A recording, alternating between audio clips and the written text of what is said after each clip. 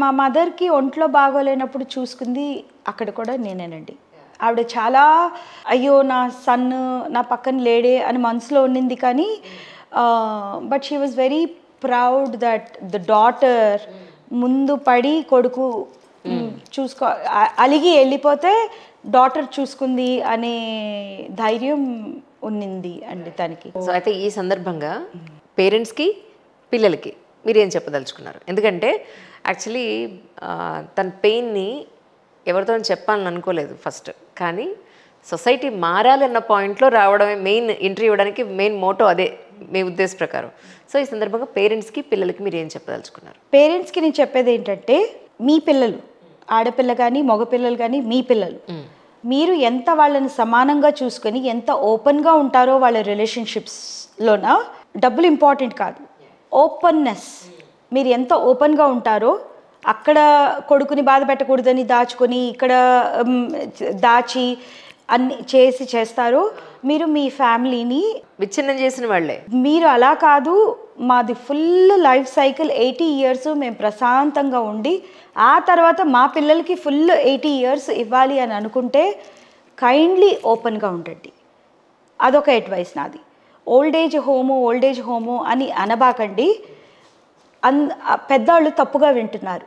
Retirement homes, నందనవనము, తపోవనము ఇలాంటి పేర్లు పెట్టి వాళ్ళని సంతృప్తిగా ఎవ్రీ డే ఎంజాయ్ చేసేటట్లా ఆశ్రమంలో వదిలేశారంట, అక్కడ వదిలేశారంట, అలా కాకుండా ఓ ఎంత మంచి ఎడ్యుకేటెడ్ డెసిషన్ తీసుకున్నారు అని ఎంకరేజ్ చేసి ఇళ్లలో ఉండకండి ప్లీజ్. ఇళ్లలో ఉన్నారంటే పేరెంట్స్ ఏమవుతుందో తెలియదు కదా, ఎందుకంటే పిల్లలు ఎవరు దగ్గర లేరు, సర్వెంట్స్ తప్ప ఎవరు లేరు, వాళ్ళు కూడా ఎంతవరకు చూసుకుంటారు, ఇది ఒక టెన్షన్.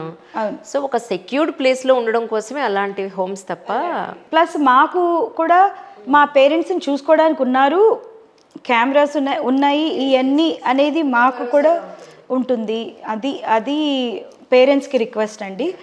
పిల్లలకి రిక్వెస్ట్ ఏంటంటే, yes you have to have your life. ఇప్పుడు మన పేరెంట్స్ కూడా వాళ్ళ లైఫ్ దే హ్యాడ్, వాళ్ళ పిల్లల్ని వాళ్ళే పెంచుకున్నారు, అన్నీ ఇది అయ్యారు. కానీ ఒక సిబ్లింగ్కి వెనకాల ఇంకో ఇది, don't complicate your lives, it's not worth it. మీ పేరెంట్స్ మీకు ఇది చెప్పారా అది చెప్పారా, మీ జ్ఞానం ఏమైంది? మీరెందుకు అలా? ఇప్పుడు మీరిద్దరో మీరు ముగ్గురో మీరు నలుగురో మీరు పిల్లలు కలిసి లేకపోతే 5th person 6th person కూడా కాదు, పనోళ్ళకి కూడా అడ్వాంటేజ్ తీసుకుంటారు. And it is very ugly అండి. పేరెంట్స్కి సెన్స్ ఆఫ్ డిగ్నిటీ మిగలట్లేదు, మనకి పీస్ ఆఫ్ మైండ్ ఉండలేదు, అండ్ ఎక్కడా హెల్ప్ లేదు.